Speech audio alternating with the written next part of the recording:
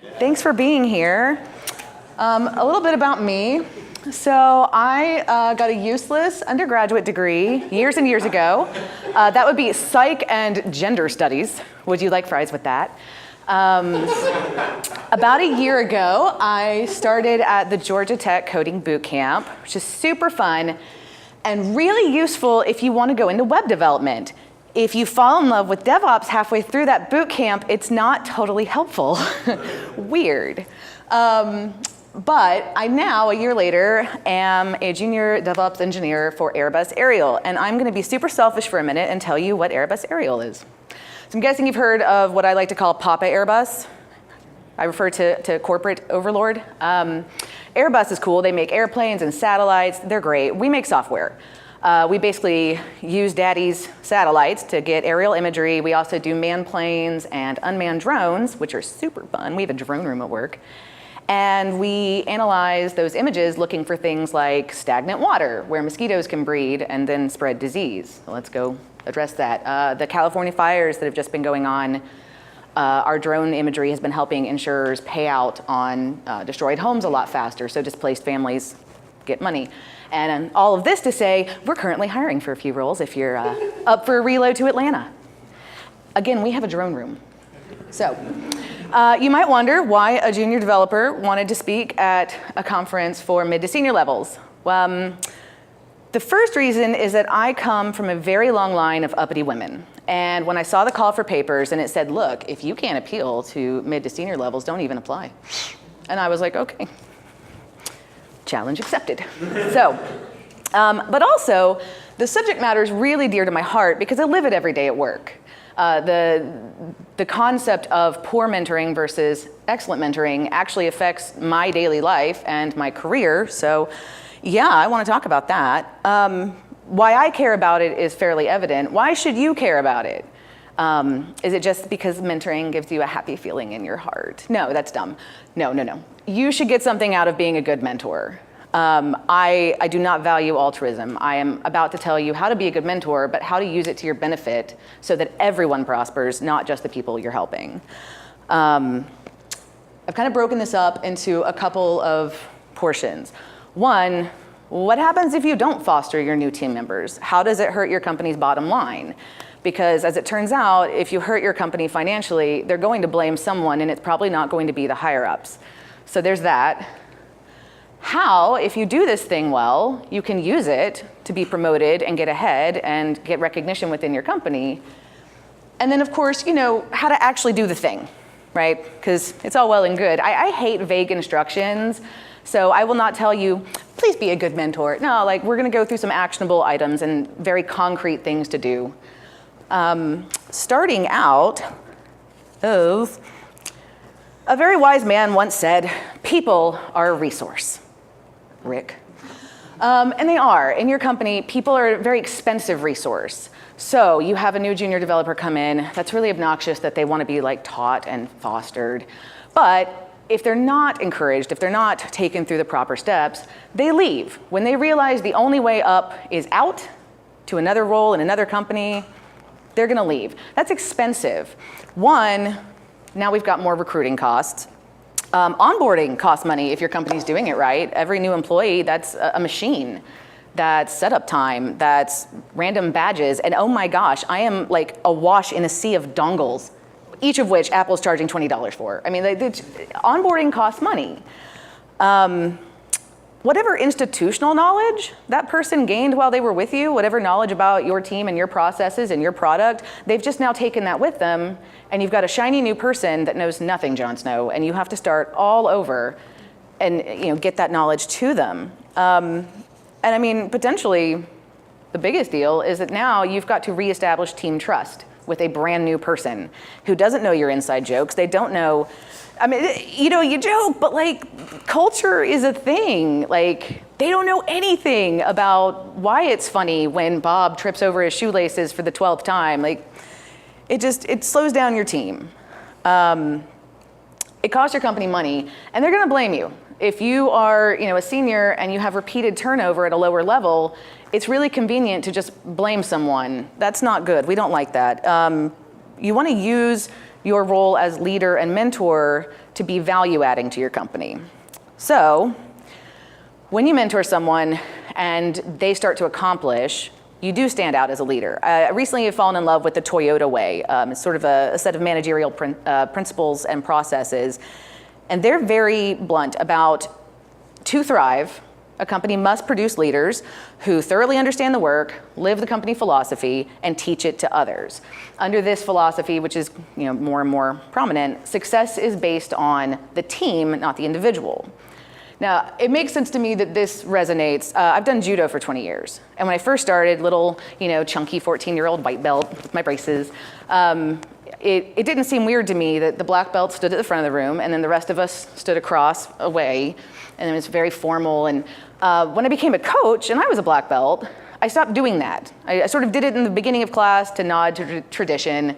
But at the end of class, it was just as simple as, all right, circle up. And it didn't matter what rank we were, we stood in a circle, and I just reminded everyone, we are only as strong as our weakest link. Every minute you put into those ridiculous white belts that are gonna break all of our legs on accident, you're just making our team stronger. And it translates for me into a dev team. If your juniors are your weakest link, it behooves you to get them up. Because someone up that ladder, they don't care who caused the problem, they don't care who slowed down work, they just look at the team accomplishment.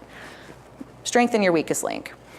So how do you demonstrate to the people who determine your salary and your promotion schedule that you're doing this thing?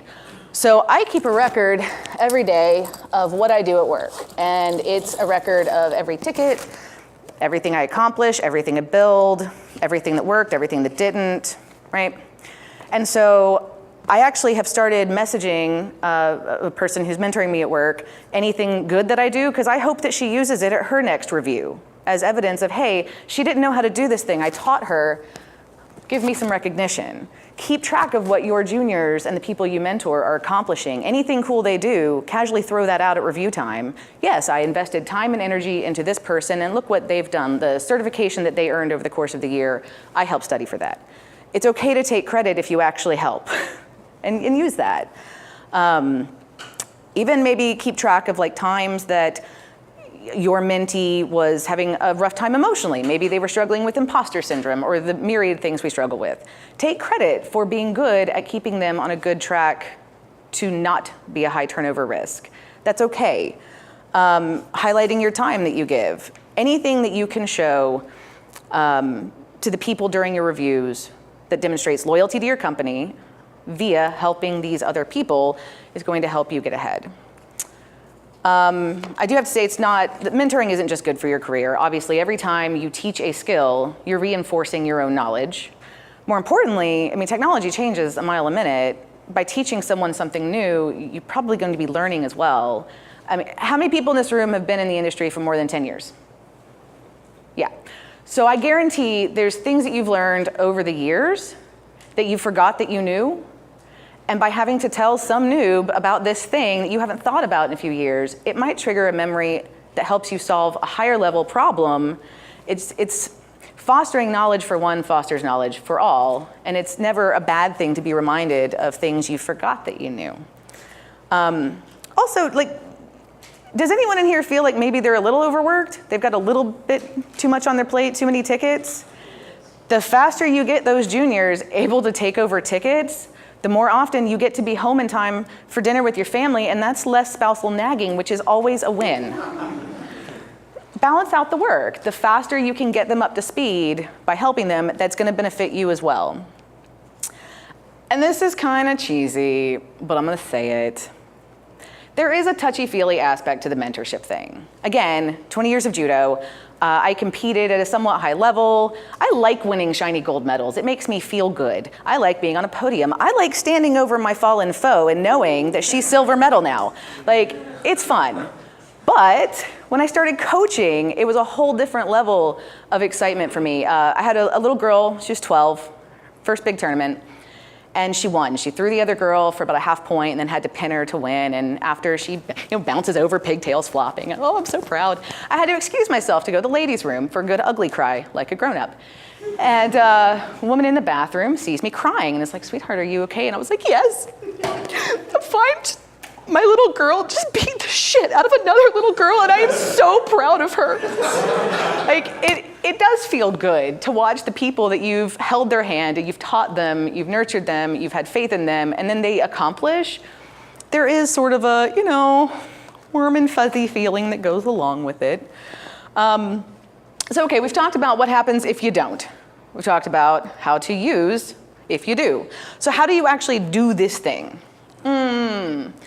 So the first thing I would recommend, if you want to take a more active role as mentor in your company, or even outside of your company, but I prefer in your company because career advancement, talk to whoever you report to.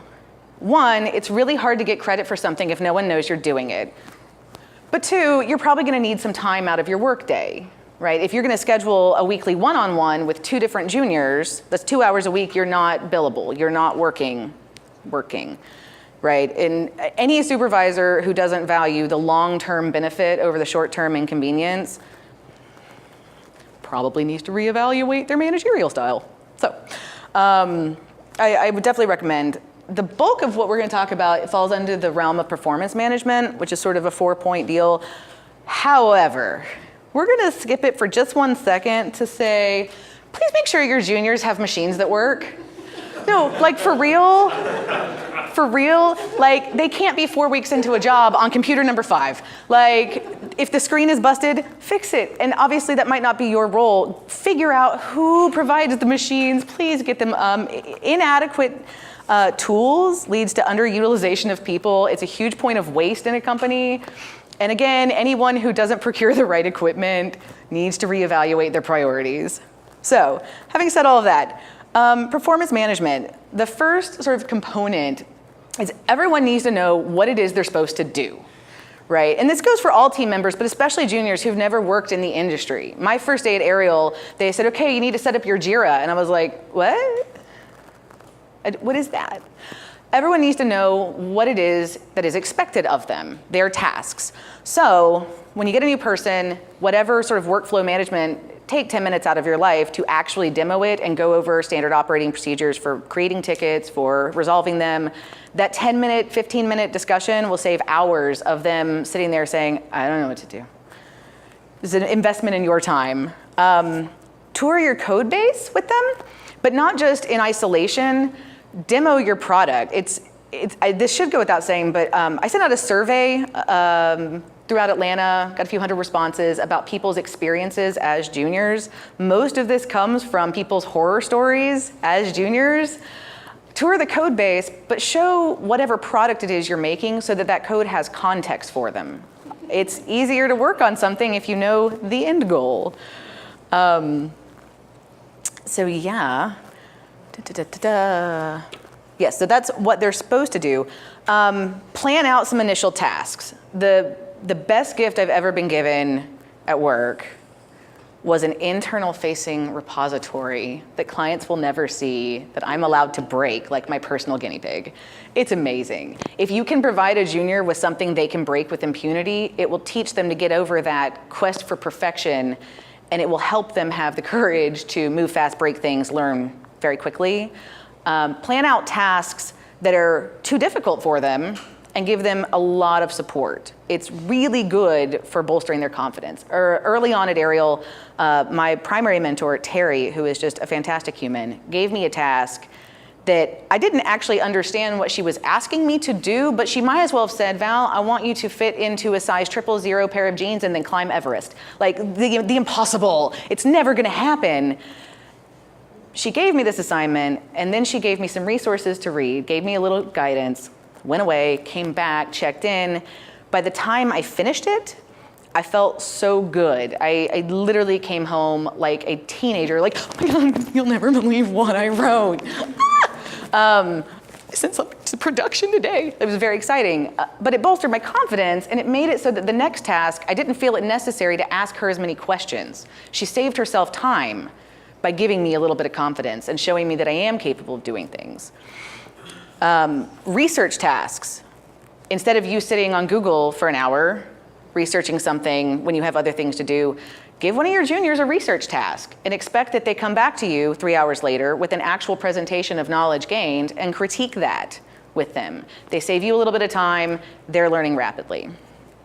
The next sort of component under this management theory is everyone on the team, especially noobs, need to know what practices to follow. So have a style guide. And I don't care if you're a front-end team, back-end team, DevOps team. From week one, they need to know when they branch off master what the standard naming conventions are. Do you do tabs versus spaces? Random little thing. Anything that's going to hold up a PR over format or code quality, have a style guide. It can be just like an internal repo, something that they can go access instead of asking you 50 questions a day about what do I name this? Knowing what's expected as far as standard operating procedures will save you a ton of time, and they will feel good and they'll credit you for that. They're gonna ask questions constantly. If you can provide in that style guide sort of a list of the dev team and what everyone's sort of area of expertise is, so they know when they have a question, they don't always have to come to you. If it's a question that deals with the Angular front end that you're working on, that maybe you're a backend developer, that's not your deal, they know not to ask you. They go find the right person. It'll take a little bit of QA off of your plate, and also get them the information they need faster. It's kind of a win-win. Which leads me to the subject of asking questions. They're gonna ask questions. Now, have you ever heard that there's no such thing as a dumb question? It's not true. There are questions so dumb, it's like a soup sandwich so dumb. And I guarantee you, if someone new to this industry is asking a soup sandwich question, they genuinely don't know they're asking it. Please don't mock or condescend them. Like, I was a 35-year-old intern who in the past has managed a multi-physician medical practice and have accomplished things in other industries, so it wasn't a typical intern. If anyone had ever been mocking or rude or condescending, it would not have demoralized me. It would have made me uppity. And my husband's in the audience. He can tell you, you don't want to see me when I'm feeling indignant. It's not pretty. But like a 20-something-year-old, more standard intern or junior, they're probably gonna be demoralized. They're going to be afraid to ask questions. And that's gonna lead to your juniors sitting at their cubes, reading Stack Overflow, being more demoralized by Stack Overflow, not asking you a question, so they're banging their head against the laptop for 3 hours when they could have just asked a 5-minute question and moved on with their work. Now you've got more work on your plate. Try to be the person that they feel comfortable asking the soup sandwich questions to, because they'll be few and far between if you just answer them and explain. Not just answering though, I will say, again, I asked a question probably my second week that led Jay, one of our senior backend guys, swell guy, it led him to the realization that in a boot camp, they don't necessarily tell you how the internet works. They teach you JavaScript, they teach you to make pretty applications. They don't necessarily tell you how it gets to the end user. He realized from one of my soup sandwich questions that was the case. And he said, oh, do you understand this? And I said, nope. So he took 10 minutes out of his day and took me to a whiteboard and explained some things. We've not had to have that conversation since. It didn't take that long. It gave me a lot of knowledge very quickly in a way that was visual and interactive. Great, we're done. He doesn't ever have to answer one of those lame questions again. It's very exciting. I cannot recommend whiteboarding for newbies enough. The next sort of factor in this is people need to know if they're meeting targets. Well, okay, if you don't clearly define their targets, how can you tell them if they're meeting them? There's two main areas here. Your noobs need to know work-wise what is expected of them. So let's say you're doing a Friday one-on-one with one of your juniors. You would say, okay, by next Friday, this is what I hope you've accomplished, but then encourage them to be self-sufficient and create their daily targets themselves, right? You shouldn't have to micromanage.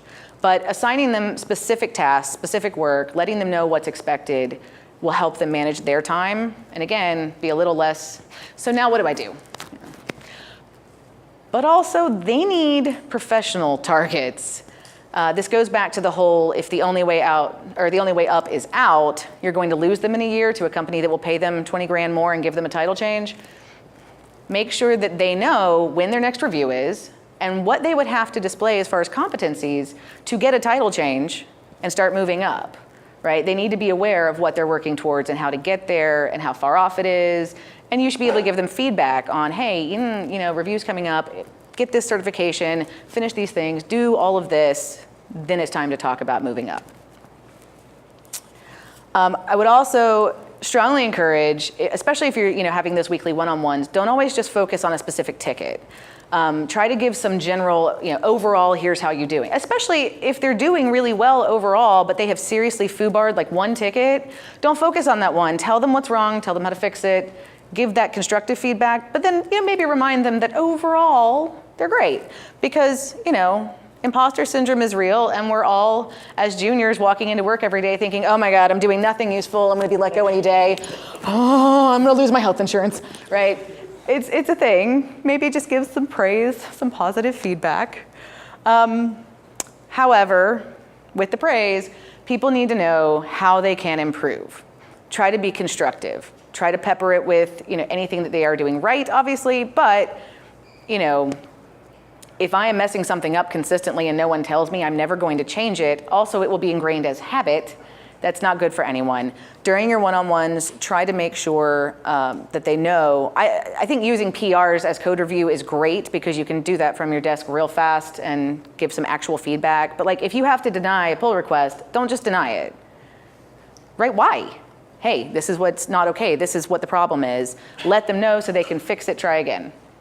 I'm a big fan of requiring juniors to do reviews for all PRs, at least 2 people, and then get some feedback. In the future, it moves so much more quickly. So I mentioned that survey I did, and it was really sad to me. The stories were terrifying, to be blunt. 37% of respondents felt like they had a good junior experience where they were valued and mentored to any capacity. The number of people who said they were assigned a mentor who clearly didn't want to do it and made them miserable was scary. The number of people who just were given no guidance at all. It was like, how does that benefit you if you just have this toddler developer running around with no clear path and they're not contributing? You're underutilizing a potential resource. This makes no sense to me.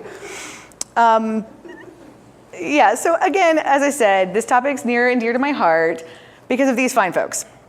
I'm gonna tell you, they are a living, breathing example of how to mentor right. A little over a year ago, I was a stay-at-home mom when I didn't want to be. I went to a boot camp, and then after I graduated, I worked really hard to convince an Atlanta company to give me a chance at a DevOps internship.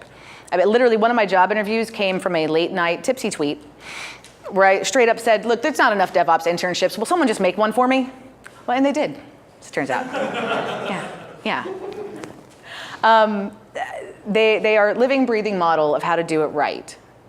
During the interview process, I was honest. I told them everything that I did not know and could not do. I told them the level of help I would need. And I told them how hard I was willing to work in exchange for that help.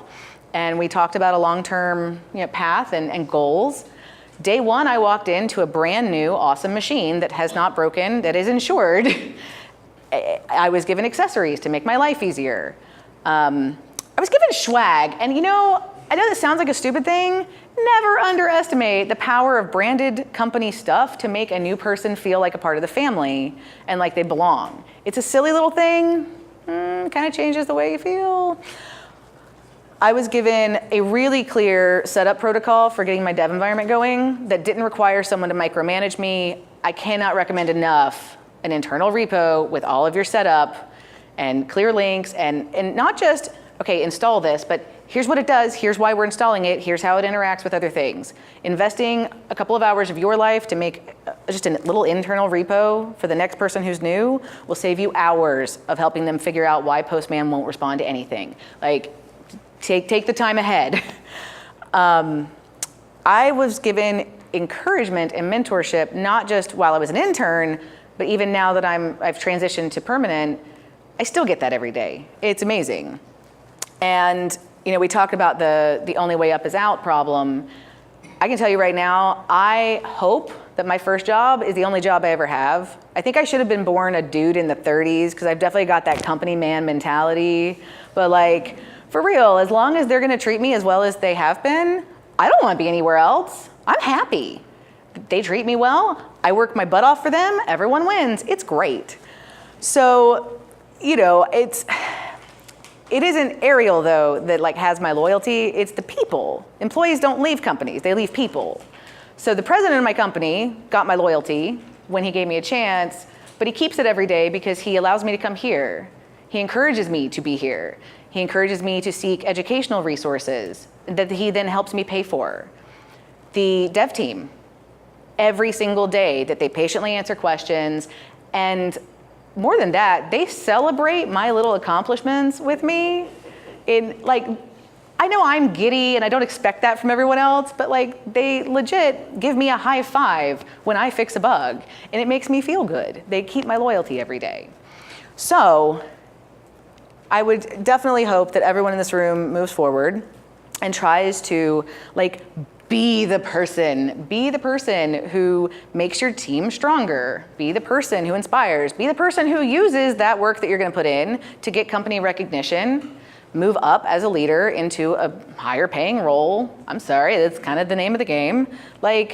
Do the right thing.